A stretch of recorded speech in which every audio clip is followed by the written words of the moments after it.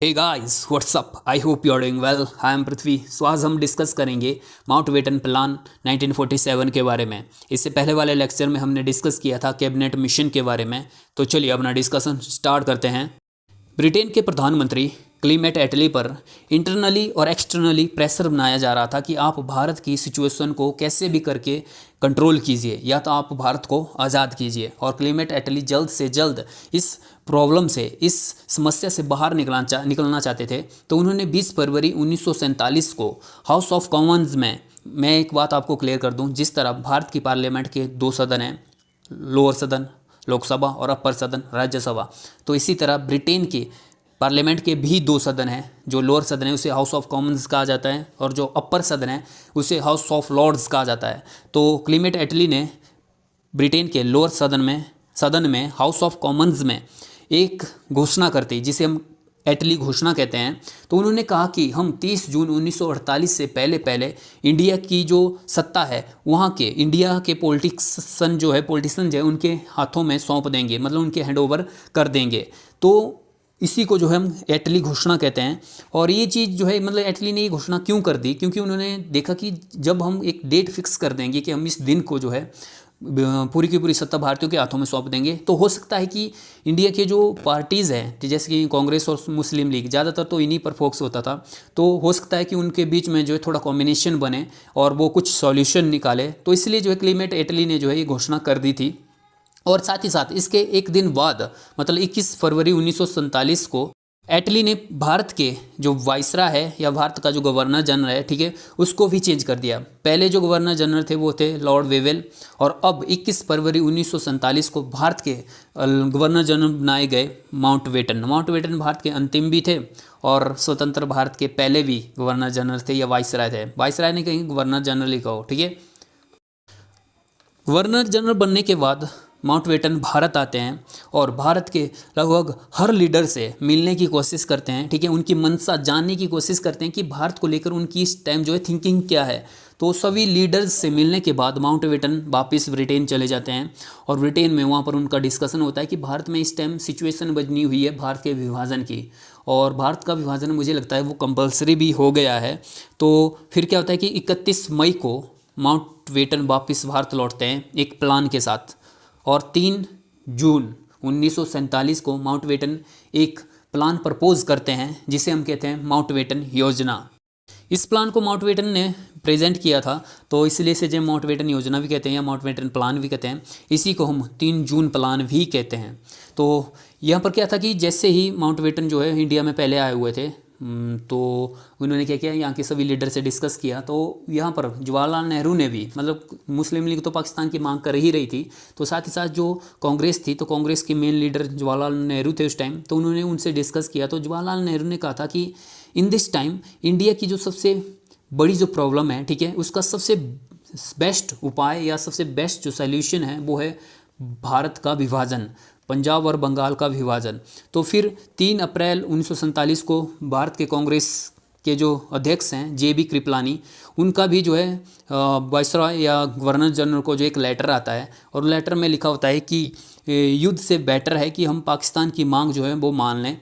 तो फिर माउंटबेटन 3 जून 1947 को जो उन्होंने अपनी घोषणा रखी होती है, तो उसमें जो है उन्होंने भारत के विभाजन को एक्सेप्ट कर लिया था। उन्होंने कहा था कि हम भारत का विभाजन करेंगे, और साथ ही साथ पंजाब और बंगाल के विभाजन की भी जो प्रॉब्लम है वो भी अभी सामने ही थी।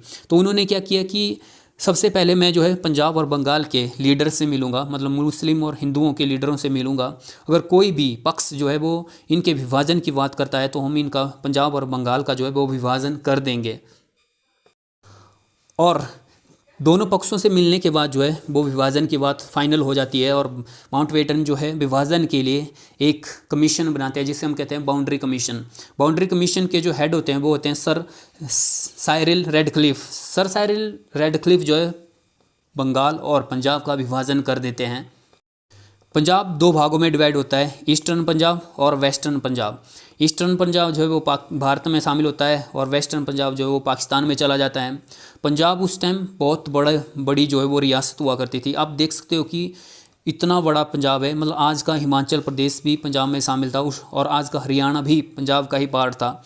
आपको पता है कि 1966 में पंजाब का पुनर्गठन हुआ था, भारत वाली साइड के पंजाब की बात कर रहा हूँ, तो जिससे दो स्टेट निकले थे, एक हिमाचल और एक हरियाणा। और लगे लगे हाथ बंगाल का भी विभाजन हो गया था, एक ईस्टर्न बंगाल और वेस्टर्न बंगाल। ठीक है, तो ईस्टर्न बंगाल चला गया ईस्ट पाकिस्तान में, जिसे हम आज बांग्लादेश कहते हैं ना, उसे 1947 में जो है ईस्ट पाकिस्तान बनाया गया था। और जो वेस्ट बंगाल था वो आ गया था इंडिया में। तो इस तरह से पंजाब और बंगाल का विभाजन भी हो जाता है।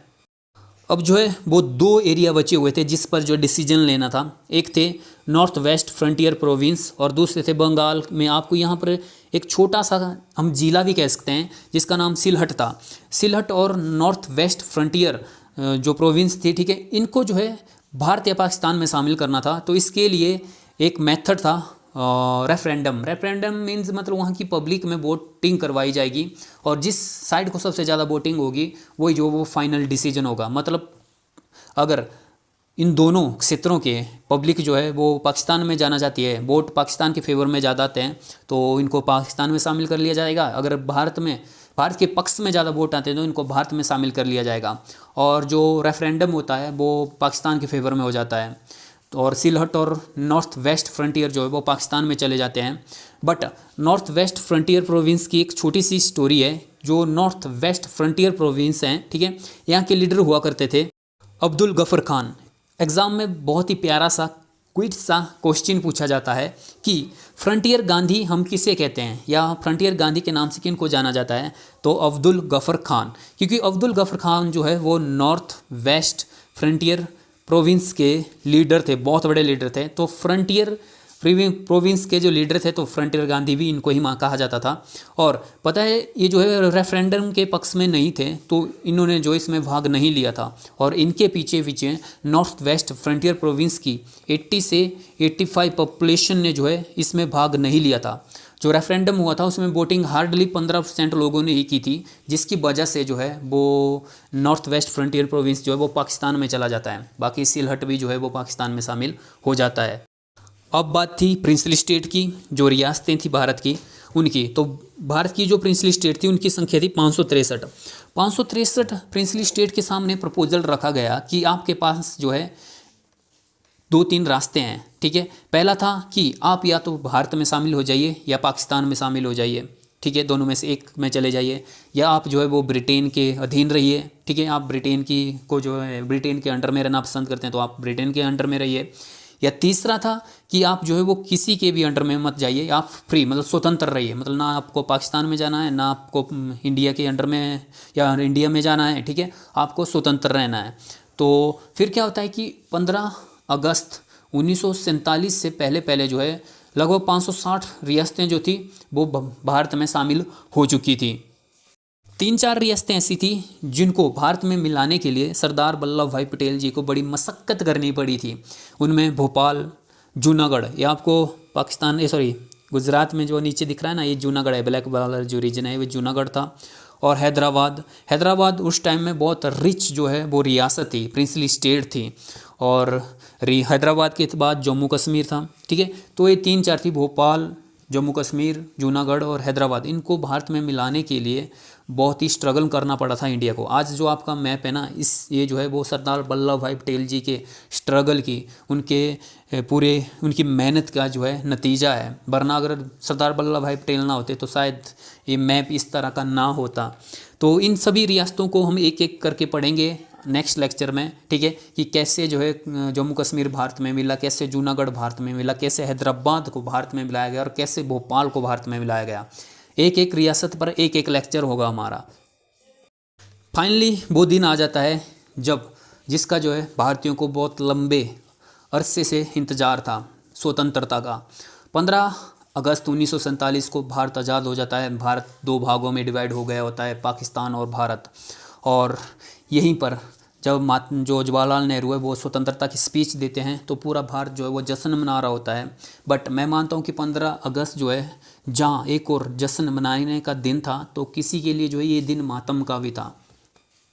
15 अगस्त के 2 पहलू हैं। एक तरफ वो जिनके परिवार सुखी थे, मतलब उनकी फैमिली, उनके रिलेशन में जितने भी रिश्तेदार थे वो इंडिया में ही थे, उनका कोई विभाजन नहीं हुआ था, मतलब वो पाकिस्तान में नहीं गए थे। कुछ ऐसे थे जो पूरी तरह पाकिस्तान में ही थे, ठीक है, उनको कोई प्रॉब्लम फेस नहीं करनी पड़ी। लेकिन कुछ लोग ऐसे थे जिनके घर इंडिया में था तो आंगन पाकिस्तान में था, एक कमरा इंडिया में था दूसरा पाकिस्तान में था, एक फैमिली इंडिया में रह गई तो एक पाकिस्तान में रह गई, और कुछ अपनी पूरी जगह ज़मीन घर बार छोड़कर जो है वो पाकिस्तान के लिए चल पड़े, और कुछ जो है पाकिस्तान से भारत आ गए।